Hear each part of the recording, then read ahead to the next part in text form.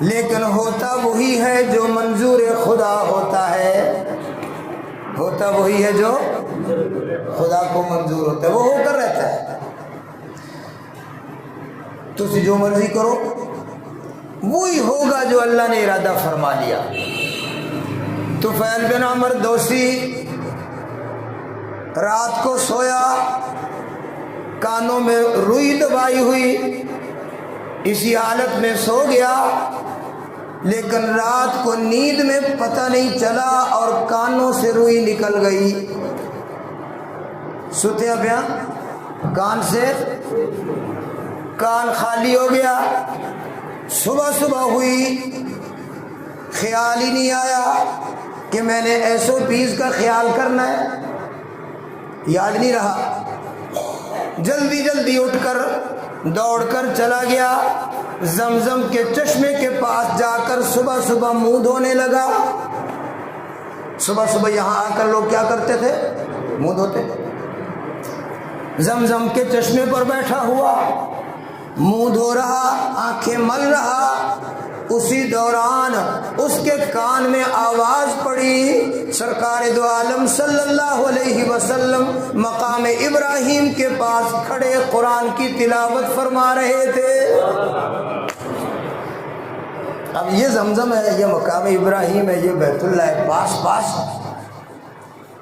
حضور کی آواز کانوں میں پڑی۔ آواز ایسی کانوں میں پڑی کہ اس آواز نے اپنی طرف کھینچ لیا، آواز نے اپنی طرف کھینچ لیا، قریب چلے گئے۔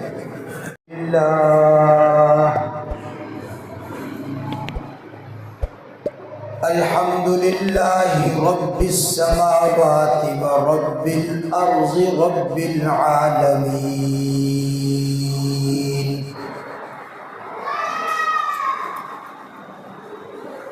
وَلَهُ الْكِبْرِيَاءُ فِي السَّمَاوَاتِ وَالْأَرْضِ وَهُوَ الْعَزِيزُ الْحَكِيمُ۔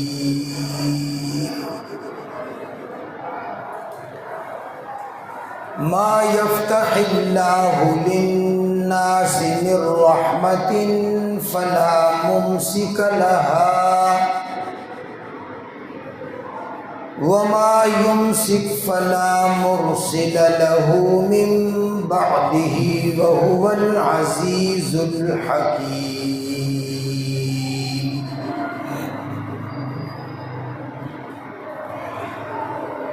وَنَشْهَدُ أَنْ لَا إِلَهَ إِلَّا اللَّهُ وَحْدَهُ لَا شَرِيكَ لَهُ، ونشهد أن سيدنا ونبينا ومولانا محمدا عبده ورسوله،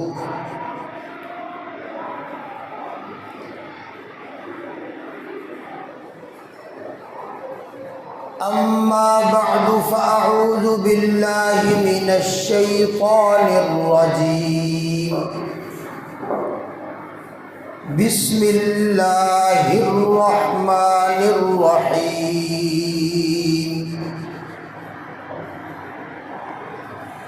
لقد جاءكم رسول من انفسكم عزيز عليه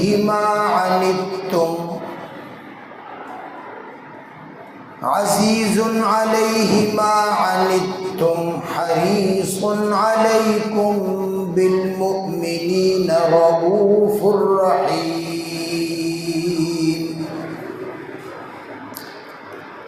فإن تولوا فقل حسبي الله لا إله إلا هو عليه توكلت وهو رب العرش العظيم۔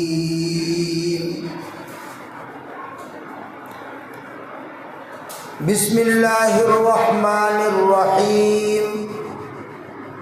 ان اللہ وملائکتہ یصلون علی النبی یا ایہا الذین وسلموا تسلیما اللہم صل علی محمد وعلی آل محمد کما صلیت علی ابراہیم وعلی آل ابراہیم انک حمید مجید اللہم بارک علی محمد وعلی آل محمد کما بارکت علی ابراہیم وعلی آل ابراہیم انک حمید مجید یا رب صل وسلم دائما ابدا على حبيبك خير الخلق كلهم هو الحبيب الذي ترجى شفاعته لكل هول من الأهوال مقتحم. میرے محترم بھائیوں، بزرگوں، دوستوں، ساتھیوں،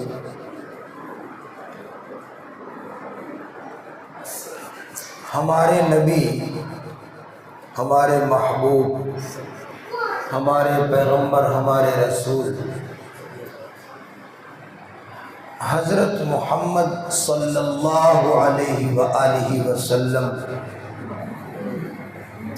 جتنے اپنی امت پر مہربان تھے، بہت زیادہ آپ اپنی امت پر بہت زیادہ شفیق، مہربان تھے. سب سے زیادہ، سب پیغمبروں سے زیادہ ہر نبی، ہر رسول، ہر پیغمبر اپنی اپنی امت پر از حد مہربان، شفیق، محبت کرنے والا. لیکن سرکار دو عالم صلی اللہ علیہ وسلم سب نبیوں سے بھی زیادہ اپنی امت پر مہربان ہے. اللہ نے آپ کو جتنا زیادہ فضل، شرف، مرتبہ اور مقام بلند زیادہ عطا فرمایا، اسی طرح آقا کریم صلی اللہ علیہ وسلم سب سے زیادہ اپنی امت پر مہربان اور شفیق تھے. آپ نے یہ واقعہ بار بار سنا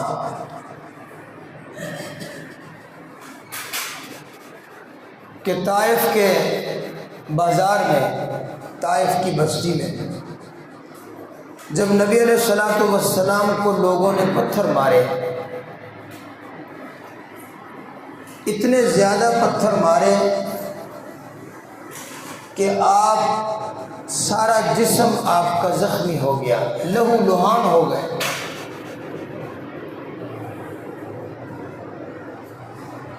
اور سارے جسم سے خون بہہ بہہ کر ٹپک کر آپ کے جوتے بھر گئے، جوتے پاؤں کے ساتھ چپک گئے. اتنا زیادہ آپ کو لہو لہان کیا. نبی علیہ السلام ارشاد فرماتے ہیں کہ جس وقت طائف کے لوگوں نے مجھے وہاں سے نکال دیا اور جس گلی میں جاتا تھا ہر طرف سے مجھے کنکر مارے گئے، پتھر مارے گئے، مجھے لہو لہان کیا، زخمی کر دیا گیا. جب میں وہاں سے نکلا، حضرت زید بن حارثہ یہ نبی علیہ السلام کے ساتھ تھے. انہوں نے بڑی مشقت سے، مشکل سے حضور کو اپنے کندھے پر اٹھایا اور بھاگ کر، بچا کر ایک باغ میں جا کر پناہ لی.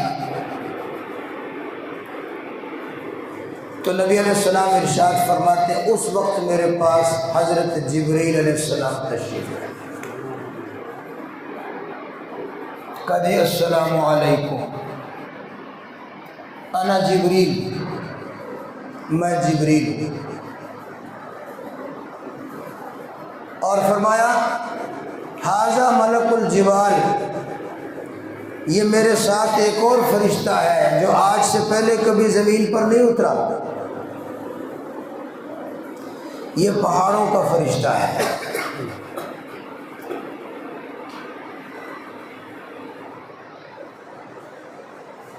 یہ آپ کو ملنے آیا ہے. اب وہ دوسرا فرشتہ ملک الجبال، پہاڑوں کا فرشتہ، اس نے کہا جی السلام علیکہ یا محمد. آپ نے فرمایا وعلیکہ السلام.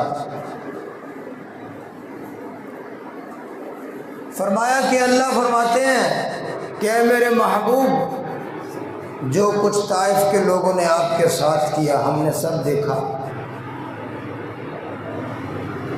آپ کتنی محبت سے، کتنی مشقت اٹھا کر آپ مکے سے چل کر آئے اور آ کر آپ نے طائف والوں کو دعوت دی.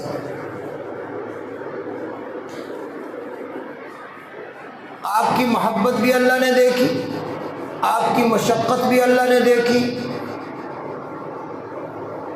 اور ان لوگوں کی بے مروتی اور ان کی بدبختی، آپ کے ساتھ ان کا یہ برا سلوک، یہ بھی اللہ نے دیکھا. اس لیے اللہ جل جلالہ نے اب مجھے بھیجا ہے. میں پہاڑوں کا فرشتہ ہوں، پہاڑوں کا انتظام میں کرتا ہوں. اگر آپ حکم دیں تو یہ دونوں پہاڑوں کو، جو ایک پہاڑ طائف کے اس طرف ہے، دوسرا پہاڑ طائف کے اس طرف ہے، درمیان میں یہ بستی اور یہ بازار، اگر آپ حکم دیں ان دونوں پہاڑوں کو آپس میں ملا کر ان سب کو یہاں پر ملیا میٹ کر دوں گا. ان سب کو تباہ کر دو، سب کو ختم کرو. ایسے ادھر سے ایک پہاڑ کو لے آؤں گا، ادھر سے ایک لے آؤں گا، دونوں کو ایسے ایک رگڑا دوں گا اور سب کے سب تباہ ہو جائیں گے، ملیا میٹ ہو جائیں گے، صفایا ہو جائے گا سب کا. لیکن آقا دو عالم صلی اللہ تعالی علیہ وسلم نے کیا ارشاد فرمایا؟ جتنا آپ کو ستایا گیا، جتنا آپ کو پریشان کیا گیا، جتنا آپ کو زخمی کیا گیا، لہو لہان کیا گیا، گالیاں دی گئی، پتھر مارے گئے، آپ نے کیا جواب دیا؟ آپ نے ارشاد فرمایا نہیں، ان کو اس حال پر چھوڑ دو. اگر یہ لوگ نہیں ایمان لاتے تو میں امید کرتا ہوں کہ شاید آگے ان کی اولاد، اولاد کی اولاد، ان کی اولاد کہیں نہ کہیں جا کر شاید کسی کو ایمان نصیب ہو جائے گا، شاید کسی کو کلمہ نصیب ہو جائے. اللہ ان کو بھی کلمہ نصیب کر دے، ورنہ ان کی اولاد سے تو مجھے توقع ہے. چنانچہ سن 8 ہجری میں جب نبی علیہ السلام نے مکہ فتح کیا، فتح مکہ کے بعد آپ چلے گئے طائف چلے گئے. فتح مکہ کے بعد غزوہ حنین ہوا. یہ وادی حنین طائف اور مکہ کے درمیان میں یہاں پر جنگ ہوئی بہت بڑی، جنگ حنین. اس کے بعد آپ طائف چلے گئے. طائف کا جا کر آپ نے محاصرہ کیا، کئی دن تک محاصرہ رہا. پھر وہاں سے محاصرہ چھوڑ کر نبی علیہ الصلوۃ والسلام واپس تشریف لے گئے. مکہ آئے، عمرہ کیا، یہاں سے فارغ ہو کر واپس مدینہ تشریف لے گئے. مدینہ جب پہنچے تو یہ طائف والے آ گئے اور آ کر درخواست کی کہ حضور آپ تو آئے تھے، آپ نے ہمارا محاصرہ بھی کیا، ہمیں آپ فتح نہیں کر سکے، واپس آ گئے، لیکن ہم اپنے دل ہار بیٹھے ہیں، ہم آپ کی خدمت میں حاضر ہوئے کلمہ پڑھنے کے لیے، مسلمان ہونے کے لیے۔ اس طرح اللہ نے ان کو ہدایت دے دی۔ اب طائف جو ہے یہ فتح ہونے کے بعد بہت بڑا یہ علم کا مرکز بن گیا۔ جناب رسول اللہ صلی اللہ علیہ وآلہ وسلم کا جلیل القدر صحابی حضرت عبداللہ ابن عباس، جو حضور صلی اللہ علیہ وسلم کا چچا زاد بھائی بھی ہے، عباس کے بیٹے، انہوں نے جا کر طائف میں ڈیرا لگایا۔ آج بھی طائف میں بڑی مسجد، مسجد ابن عباس وہاں موجود ہے۔ اس مسجد کے قریب، مسجد کی بائیں جانب، حضرت ابن عباس رضی اللہ عنہما کا مزار مقدس، ان کی قبر مبارک وہاں موجود ہے۔ اس طرح طائف کو بھی اللہ تبارک و تعالی نے علوم اور حسنات کا مرکز بنا دیا ہے۔ تو میں یہ عرض کر رہا ہوں کہ ہمارے نبی پاک صلی اللہ علیہ وسلم اپنی امت پر سب نبیوں سے زیادہ مہربان تھے۔ آپ سنتے رہتے، حضرت نوح علیہ السلام نے بد دعا کی، امت تباہ ہو گئی۔ حضرت ہود علیہ السلام نے بد دعا کی، امت تباہ ہو گئی۔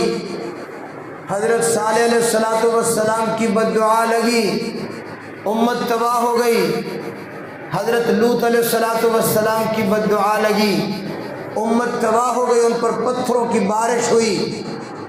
حضرت موسیٰ علیہ السلام کی بد دعا لگی، فرعون غرقاب ہو گیا۔ اس طرح جب انبیاء کو ستایا جاتا، انبیاء کو دھتکار دیا جاتا، جھٹلا دیا جاتا، دھکے دیے جاتے، گالیاں دی جاتی، اور انبیاء کو جب مایوسی ہو جاتی کہ یہ لوگ اب ایمان نہیں لائیں گے، یہ اتنے بدبخت ہیں، ان کے دلوں پہ مہر لگ گئی ہے، ان کے نصیب میں ایمان نہیں ہے، لن یؤمن من قومک الا من قد آمن، تو وہ کیا کرتے تھے؟ یا اللہ اب تو ان کے بچے بھی نافرمان ہی پیدا ہوں گے، انتظرہم ان یضلوا عبادک ولا یلدوا الا فاجرا کفارا۔ اب تو یا اللہ اگر ان کو آپ نے چھوڑ دیا تو یہ نافرمان ہیں، ان کی اولادیں ان سے بھی زیادہ نافرمان ہوں گے، یہ بدبخت ہیں، ان کی اولادیں ان سے بھی بڑی بدبخت ہوگی، ان کو تباہ کر۔ اس طرح نبی اپنے قوموں کی جب ایمان سے مایوس ہو جاتے تو بد دعا کر دیتے اور قومیں ہلاک ہو جاتی۔ ہمارے نبی پاک صلی اللہ علیہ وسلم نے ان سے زیادہ مشقتیں اور تکلیفیں جھیلنے کے باوجود کبھی اس طرح کی بد دعا نہیں کی کہ یا اللہ میری قوم کو تباہ کر۔ یہاں ایک بات تھوڑی سی ذہن میں رکھ لیں، بالکل ایسا نہیں ہے کہ کبھی نبی علیہ السلام نے بد دعا کی نہ ہو، انفرادی طور پر کسی کسی کے لیے آپ نے بد دعا کی ہے، یا کسی موقع پر آپ نے کسی قبیلے کے خلاف، کسی قوم کے خلاف بد دعا کی ہے، وہ الگ ایک جزوی واقعات، چھوٹے چھوٹے واقعات ہیں، بد دعائیں بھی آپ نے کی، لیکن مزاج اور طبیعت آپ کی کیا تھی؟ معاف کرنا، درگزر کرنا، بخش دینا اور دعائیں کرنا۔ حضرت ابو ہریرہ رضی اللہ تعالی عنہ کا قبیلہ، دوس قبیلہ، یمن کے رہنے والے، ان کے خاندان اور قبیلے کا آدمی مسلمان ہوا جن کا نام تھا جناب حضرت طفیل طفیل دوسی رضی اللہ تعالی عنہ، یہ مکے میں آ کر مسلمان ہوئے تھے ہجرت سے پہلے، جب حضور ابھی مکے میں تھے یہ مسلمان ہوئے۔ ان کے مسلمان ہونے کا واقعہ بھی بڑا دلچسپ ہے۔ یہ بڑے تاجر تھے، مکے والوں کے ساتھ بڑی دوستی تھی اور تجارتی آپس میں رابطے تھے، چودھریوں کے ساتھ، وڈیروں کے ساتھ، ذمہ داروں کے ساتھ، دولت مندوں کے ساتھ آپس میں تجارتی روابط۔ یہ اکثر آتے رہتے تھے، سال میں 1 مرتبہ 2 مرتبہ ان کا مکے میں آنا ہوتا تھا لوگوں کے ساتھ اپنے معاملات۔ ایک مرتبہ ایسے ہوا، طفیل کہتے جب میں مکے آیا، مکے والے بڑے سرداروں نے مل کر اکٹھے ہو کر باہر آ کر میرا استقبال کیا۔ میں حیران ہوا کہ میرا تو ہمیشہ آنا جانا ہے، میں سال میں آتا رہتا ہوں، پہلے بھی کئی دفعہ آیا، اس طرح کبھی پہلے مجھے اتنی عزت نہیں دی انہوں نے، کبھی اتنا استقبال نہیں کیا۔ اب سارے چودھری اکٹھے ہو گئے، پتہ چلا بھئی طفیل آ رہا ہے، اس کی سواری آ رہی ہے، باہر نکلے، بازار میں جا کر، یعنی بڑی سڑک پر جا کر جہاں سے میں آ رہا تھا میرا استقبال کیا، سب نے بڑی محبتیں کی، گلے میں ہار ڈالے، اس پروٹوکول کے ساتھ اور اس استقبال کے ساتھ مجھے شہر میں لے کر آئے اور آ کر ایک بڑی اچھی جگہ پر ٹھہرایا۔ میں حیران ہوا کہ یہ کیا وجہ ہے، کیا مسئلہ کیا ہے، میں تو آتا رہتا ہوں، پہلے کبھی اس طرح تم نے استقبال نہیں کیا۔ طفیل کہتے میں نے پوچھا ہاں بھائی یہ تبدیلی کیا دیکھ رہا ہوں، کیا بات؟ انہوں نے کہا بات یہ ہے کہ پہلے آپ آتے رہتے تھے، ہمارا آپ کے ساتھ تجارتی تعلق تھا، لیکن اس موقع پر آپ کا آنا جو ہے وہ تجارتی معاملات کے علاوہ بھی ہمیں تیرے ساتھ ایک بات کرنی ہے۔ ایک اور مسئلہ ہمیں کھڑا ہو گیا، ہمارے لیے ایک اور مسئلہ کھڑا ہو گیا، ہم نے اس کے حوالے سے تیرے ساتھ بات کرنی ہے۔ میں کہا کیا مسئلہ؟ کا مسئلہ یہ ہے کہ ہمارے ہی خاندان کا ایک نوجوان آدمی ہے، نعوذ باللہ استغفر اللہ، وہ پاگل ہو گیا ہے۔ ہمارے خاندان کا آدمی نوجوان ہے، بڑا خوبصورت ہے، ویسے اس کے اخلاق بڑے اچھے ہیں، ساری قوم اور ساری برادری کی نظریں اس پر تھیں، لیکن نعوذ باللہ ان کے کہنے کے مطابق وہ نوجوان کیا ہو گیا ہے؟ پاگل ہو گیا، مجنون ہو گیا ہے۔ یہ کون سی بات ہے؟ ایسے کوئی نہ کوئی ہو جاتے ہیں، اس میں کون سی کوئی پریشانی بات ہے؟ کہتا نہیں، پریشانی کی بات اگلی ہے، نعوذ باللہ وہ ہو گیا پاگل، دیوانہ، مجنون، لیکن وہ اپنی زبان سے ایسا کلام سناتا ہے، ایسا خطبہ دیتا ہے، ایسی بات کرتا ہے، ایسا کلام اپنی زبان سے تلاوت کرتا ہے، سناتا ہے اور کہتا ہے کہ یہ کلام اللہ کا مجھ پر نازل ہوا ہے۔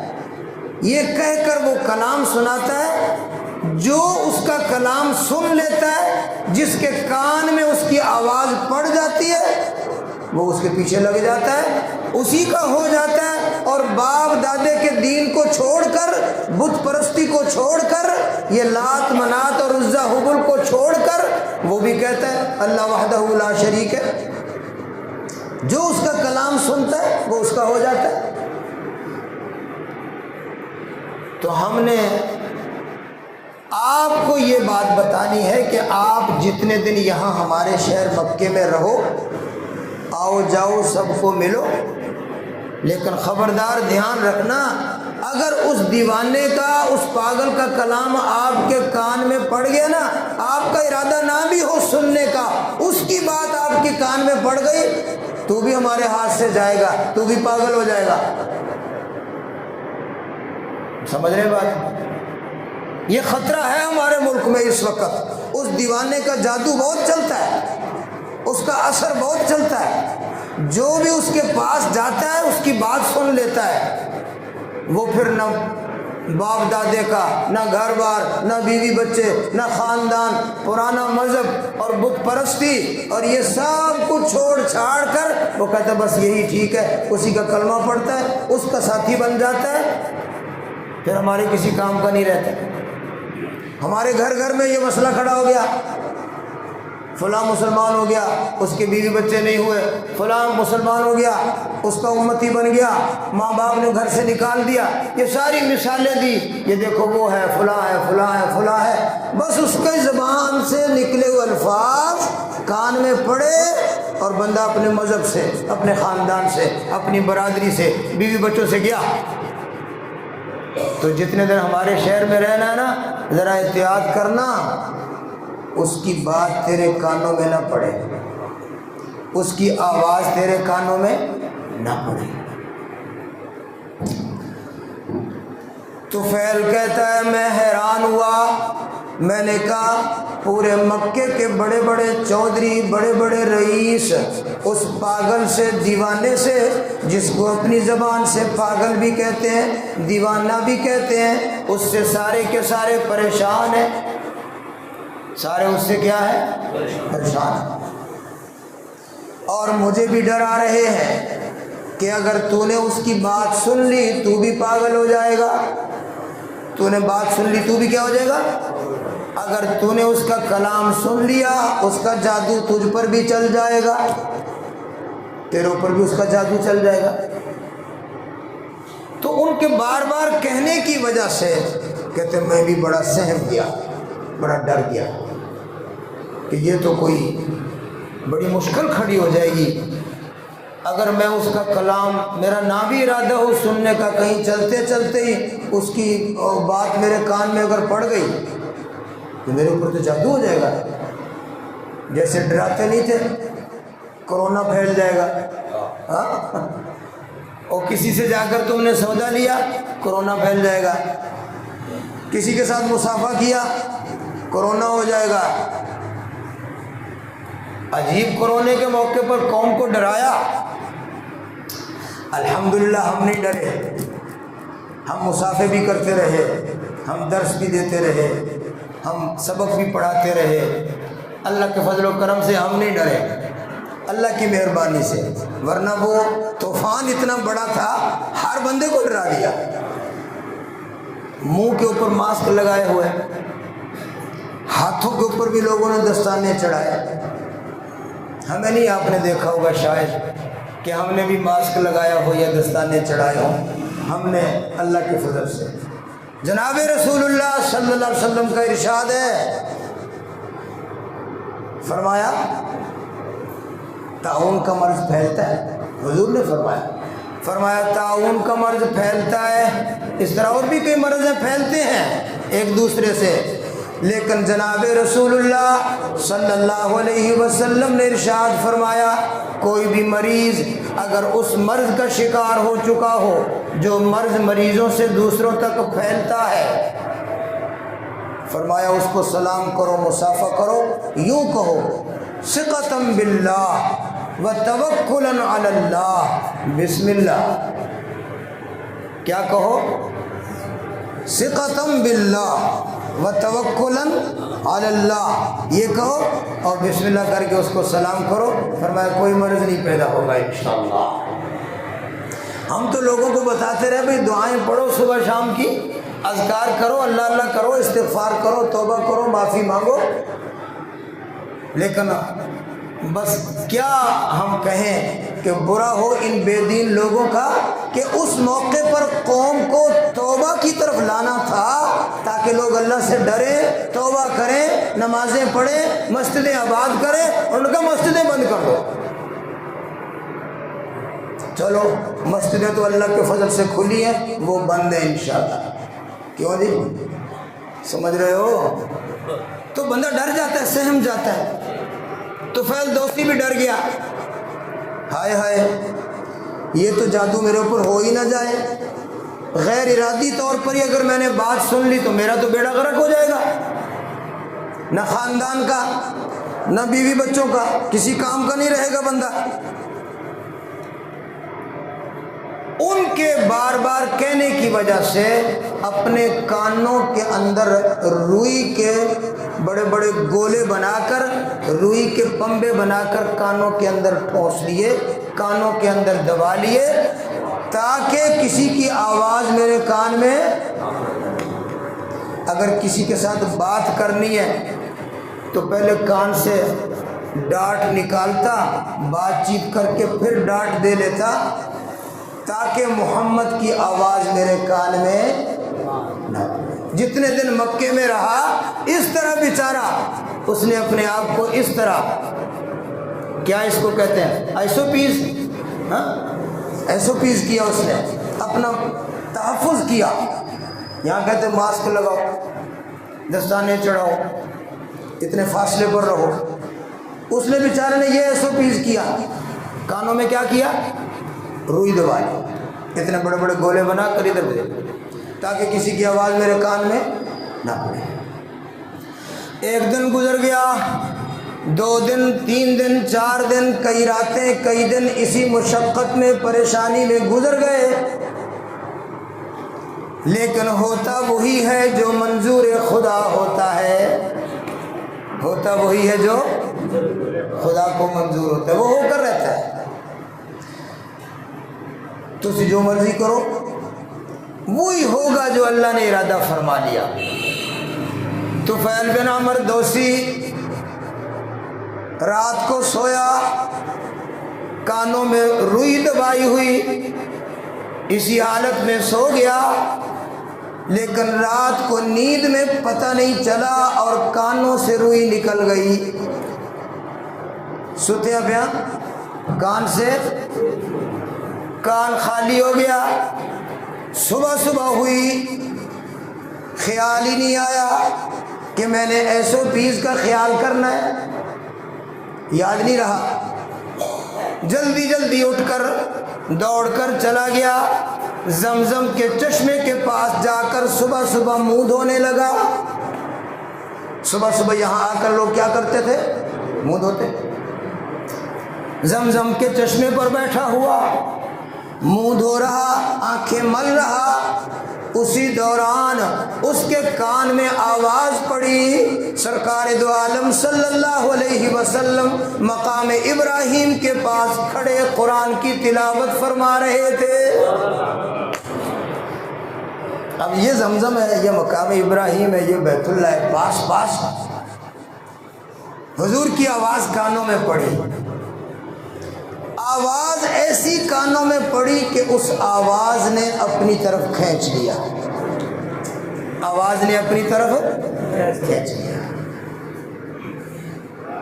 قریب چلے گئے، جا کر دیکھا ایک قریشی نوجوان ہے، مقام ابراہیم کے پاس کھڑے ہیں، اور عجیب و غریب یہ کلام، اللہ کا کلام ان کی زبان پر جاری ہے، کلام سنتے گئے، قرآن پاک کی تلاوت، کلام مبارک، اللہ کا کلام، رسول اللہ کی زبان، کہو سبحان اللہ۔ کلام کس کا؟ اللہ کا، اور زبان کس کا؟ مصطفیٰ کا۔ ان کا پڑھنا میرے پڑھنے کی طرح تو نہیں ہے، دنیا کے سارے قاریوں کی خوش لہنیاں، خوش آوازیاں جمع کرو، یہ ساری آوازیں کہاں سے نکلی ہیں؟ یہ محمد کی آواز سے نکلی ہیں۔ پیچھے بیٹھا قرآن سنتا رہا، سنتا رہا، اسی دوران یکا یک خیال آیا، یہ وہی پاگل نہ ہو، یہ وہی بات نہ ہو جس کے متعلق مجھے مکے والوں نے کہا تھا کہ اس کی آواز سے بچنا، اگر تیرے کان میں پڑ گئی تو کیا ہو جائے گا؟ مست ہو جائے گا، تیرے اوپر جادو ہو جائے گا، یہ وہی نہ ہو۔ خیال آیا، کہتے جیسے ہی خیال آیا، مجھے میرے دل نے یہ کہا کہ یہ کلام پڑھنے والا یہ پاگل نہیں ہو سکتا، یہ مکے کے سارے سردار اور رئیس جو اس کو پاگل کہتے وہ ہوں گے پاگل، یہ پاگل ہے نہیں۔ پاگل کی زبان پر ایسا کلام ہوتا ہے؟ پاگل کی زبان پر تو بے جوڑ باتیں ہوتی ہیں، بے جوڑ باتیں، فضول باتیں، آپ کو سمجھ نہیں آئے گی کیا کہہ رہا ہے۔ ادھر ہمارے یہ کچے دروازے میں ایک نوجوان سا لڑکا ہے، اللہ تعالیٰ اس کے حال پہ رحم فرما دے. حافظ قرآن ہے لیکن کیا اس کو کچھ صدمات پیش ہے، بیچارہ پاگل ہو گیا. ابھی بھی وہاں جائیں ہم، ایک مسجد کے آگے بیٹھا ہوتا ہے، پہچانتا ہے مجھے اچھی طرح، مجھے بھی پتہ ہی ہے حافظ قرآن ہے، لیکن بیچارے کے ذہن پر کوئی ایسی چوٹ لگی ہے، پاگل ہو گیا. ابھی کبھی میں اس کے پاس سے گزرتا ہوں، کل میں گزرا، عجیب بات ہے، وہ مجھے سلام کہتا، انڈے کھایا کرو، انڈے کھایا کرو. تیرا اور انڈے کا اور میرا اور انڈے کا کیا جوڑ ہے؟ کہنا انڈے کھایا کرو. میں نے کہا اچھا ٹھیک ہے. ابھی سردی آئی نہیں ہے، اس نے پہلے انڈے کھلانا شروع کر دیا. کبھی وہ کہتا ہے میں نے بم مار کے پورے ہندوستان کو اڑا دینا ہے، اس طرح کی باتیں کرتا ہے. تو پاگل آدمی کی باتوں میں جوڑ ہوتا ہے؟ کوئی باتیں ملتی جلتی ہیں؟ یہ تو کلام ہے. ایسے معلوم ہوتا ہے کہ پوری کائنات کی زبانیں اس کی زبان کے آگے ہاتھ جوڑ کے کھڑی. ایسے معلوم ہوتا ہے کہ پوری کائنات کا حسن جو ہے وہ اس کی زبان پر آ گیا ہے. وہ ہوں گے پاگل، یہ پاگل نہیں ہے. کلام سنتے رہے. جناب رسول اللہ صلی اللہ علیہ وسلم جب اپنی تلاوت سے فارغ ہوئے، یہ نوجوان پیچھے بیٹھا ہوا، نبی علیہ الصلوۃ والسلام اس کی طرف متوجہ ہوئے، اور یہ آدمی حضور صلی اللہ علیہ وسلم سے پوچھتا ہے، یا شاب، اے نوجوان، مسموکا، تیرا نام کیا ہے؟ تیرا نام کیا ہے؟ حضور نے فرمایا، انا محمد ابن عبداللہ، میں عبداللہ کا بیٹا محمد ہوں. نام تو یہی بتایا تھا مکے والوں نے نام تو یہی بتایا تھا. اور جو باقی ساری باتیں بتائی تھی، بھی اس طرح کا نوجوان ہے، خوبصورت ہے، بڑے اچھے اخلاق والا ہے، بڑی اچھی شکل ہے، چہرہ ایسا ہے، بال ایسے ہیں، ہاتھ ایسے ہیں، لباس ایسا ہے، ساری باتیں آپ کے متعلق یا آپ کی قوم کے لوگ اس طرح کی باتیں کرتے ہیں. کیوں کرتے ہیں؟ تو جناب رسول اللہ صلی اللہ علیہ وسلم نے ارشاد فرمایا کہ اللہ جل جلالہ نے میرے اوپر وحی نازل کی ہے، ان اللہ بعثنی رسولا، اللہ نے مجھے اپنا رسول بنا کر بھیجا ہے. کہ آپ کی دعوت کیا ہے، آپ کا پیغام کیا ہے، آپ کی دعوت اور پیغام کی بنیادی بات کیا ہے؟ کہ میرا پیغام، میری دعوت، میری بات یہ ہے کہ اللہ کے سوا کوئی عبادت کے لائق اللہ وحدہ لا شریک، ان تشہد ان لا الہ الا اللہ، کہ تم یہ دل و جان سے شہادت دینے لگ جاؤ کہ اللہ کے سوا کوئی عبادت کے لائق نہیں ہے. یہ میری دعوت ہے. لا الہ الا اللہ، اللہ کے سوا کوئی خدا نہیں، کوئی معبود نہیں. یہ لات بھی، منات بھی، عزا بھی، حبل بھی، یہ تمہارے 360 بت، یہ اتنے تمہارے سارے خدا جھوٹے ہیں. سچا رب ایک اللہ کی ذات ہے، سچا معبود ایک اللہ ہے. یہ میری دعوت ہے. کہ پھر آپ کی دعوت کو قبول کرنے کے لیے اور آپ کے دین میں شامل ہونے کے لیے کوئی شرطیں ہیں؟ شرطیں بھی ہوتی ہیں نا، اتنا چندہ دیا کرو. کوئی شرط ہے، کوئی بات ہے؟ کہ نہیں، ہماری کوئی شرط نہیں ہے. بس یہ کہو لا الہ الا اللہ محمد رسول اللہ. طفیل بن عمر دوسی یہاں پر کلمہ پڑھ کے مسلمان ہو گیا. جس کو اتنا مکے والوں نے روکا تھا، کلمہ پڑھ کے کیا ہو گیا؟ مسلمان ہو گیا. میں جو بات عرض کرنا چاہتا تھا وہ کوشش کرتا ہوں 2 منٹ میں وہ کر دو. یہ مسلمان ہو کر جب یہاں سے مکے سے واپس اپنے گھر میں گئے ہیں، اپنے قبیلے میں گئے ہیں، میں پورے واقعے کی تفصیل پھر عرض کروں گا کیونکہ وہ واقعہ بہت دلچسپ ہے اور بڑا ایمان افروز واقعہ ہے. فی الحال اتنی بات عرض کرتا ہوں، جا کر اپنے خاندان کو، بہن بھائیوں کو، رشتہ داروں کو بتایا، ان کو دین کی دعوت دی، لا الہ الا اللہ کی دعوت دی، کوئی بھی ماننے کے لیے تیار، کوئی نہیں ماننے۔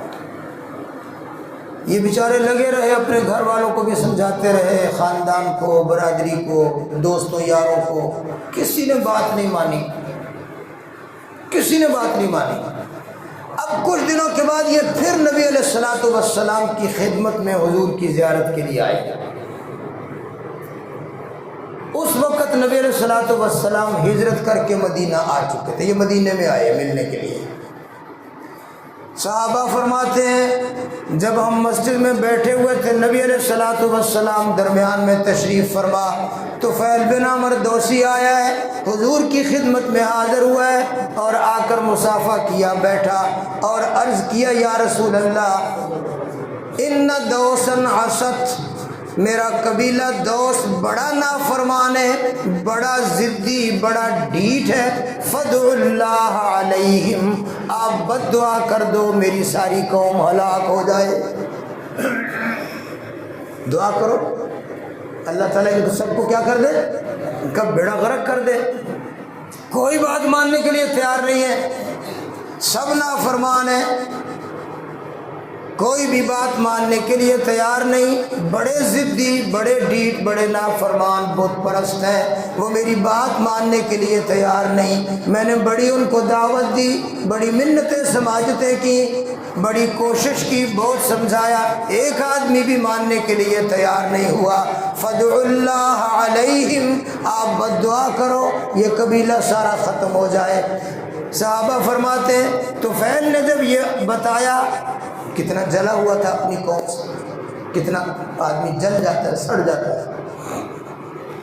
صحابہ فرماتے ہیں جب طفیل نے درخواست کی تو جناب رسول اللہ صلی اللہ علیہ وسلم نے ایسے ہاتھ مبارک اٹھا لیے، حضور نے ہاتھ اٹھائے، صحابہ کہتے ہم نے بھی ہاتھ اٹھائے، ہمارا اندازہ یہ تھا کہ حضور صلی اللہ علیہ وسلم طفیل کے کہنے کے مطابق بد دعا فرما دیں گے، یا اللہ دوست قبیلے کو ہلاک کر دے، اور ہم نے کہا کہ ابھی حضور نے منہ پر ہاتھ نہیں پھیرنے، اس سے پہلے دوست تباہ ہو گیا، اس سے پہلے دوست کیا ہو گیا، اب خیز کا پتہ صاف ہو گیا۔ اللہ کے نبی نے ہاتھ اٹھا لیے، دعا مکمل ہوگی، دوست قبیلے کا پتہ صاف ہو چکا ہوگا، لیکن قربان جائیں سرکار دو عالم صلی اللہ علیہ وسلم کی ذات اقدس پر، حضور کی مہربانیوں پر، حضور کی شفقتوں پر، آپ کی رحمتوں پر، ایسے ہی تو اللہ جل جلالہ نے نہیں ارشاد فرمایا، اللہ فرماتے وما ارسلناک الا رحمتا للعالمین، اے میرے محبوب میں نے آپ کو عالمین کے لیے رحمت بنا کر بھیجا ہے۔ حضور نے فرمایا انما بعثت معلما، انما بعثت رحمہ، مجھے اللہ نے اپنی رحمت بنا کر بھیجا ہے، مجھے معلم بنا کر بھیجا ہے، مجھے خیر خواہ بنا کر بھیجا ہے، مجھے شفقت کرنے والا، مہربانی کرنے والا بنا کے بھیجا ہے۔ آپ نے ہاتھ اٹھائے، صحابہ نے بھی ہاتھ اٹھائے، آپ نے کہا اللہم اہدی دوسن، یا اللہ دوست قبیلے کو ہدایت عطا فرما دے، یا اللہ دوست قبیلے کو، اللہم اہدی دوسن وَأْتِنِي بِهِمْ جَمِيعًا، یا اللہ ان کو ہدایت بھی عطا فرما دے، ان کو میرے پاس بھی لے کے آ، کلمہ پڑھیں اور میرے پاس بھی آ جائیں۔ آپ نے 3 دفعہ فرمایا اللہم اہدی دوسن، یا اللہ دوست کو ہدایت عطا فرما، ان کو میرے پاس لے کے آ۔ آپ نے دعا فرمائی تو سارے صحابہ نے بھی آمین کہا۔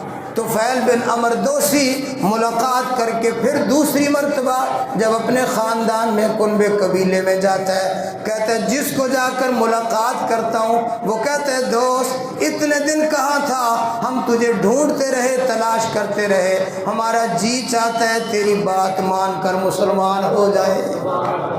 اب خاندان بھی مسلمان ہے، کنبہ قبیلہ بھی مسلمان، بیوی بچے بھی سارے کے سارے مسلمان۔ ان مسلمانوں میں ایک نوجوان آدمی تھا، نو عمر تھا، نوجوان تھا۔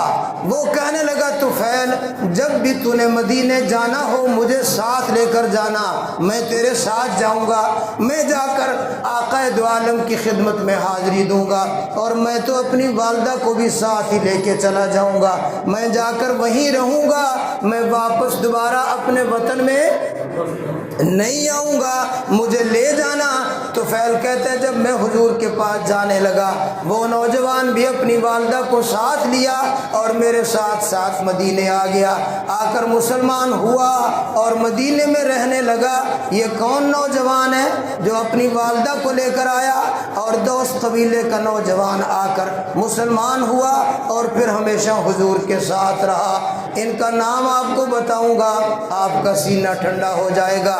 جناب سیدنا حضرت ابو ہریرہ رضی اللہ تعالی، حضرت ابو ہریرہ جو پورے تمام صحابہ کرام میں سب سے بڑا حافظ الحدیث ہے۔ حضرت عمر جیسے لوگ، ابو سعید خدری جیسے لوگ ان سے بعض دفعہ حدیث پوچھا کرتے تھے، ابو ہریرہ یہ بات کیسے ہے؟ اس طرح حضور کی دعا سے یہ سارا قبیلہ کیا ہو گیا؟ مسلمان ہو گیا۔ تو میں یہ عرض کر رہا ہوں کہ ہمارے نبی پاک صلی اللہ علیہ وسلم بڑے مہربان، بڑے شفیق، امت پر بہت رحم دل تھے، اس لیے آپ نے کبھی مجموعی طور پر، اکا دکا واقعات ہیں، مجموعی طور پر آپ نے کبھی امت کے خلاف بد دعا نہیں کی۔ میں یہ مضمون میرا ہے، میں نے اس پر کچھ اور بھی حوالے عرض کر کے پھر میں نے اپنا ایک سابقہ مضمون جو آپ کی خدمت میں عرض کر رہا ہوں کہ اہل بیت کس کس کو کہتے ہیں اور اہل بیت میں کون کون شامل ہے، میں نے وہ مضمون مکمل کرنا ہے انشاءاللہ۔ پھر اس کے بعد اگلی بات دعا ہے اللہ جل جلالہ ہمیں نبی علیہ السلام کی صحابہ کی محبت نصیب فرمائے۔ وآخر دعوانا الحمدللہ رب العالمین۔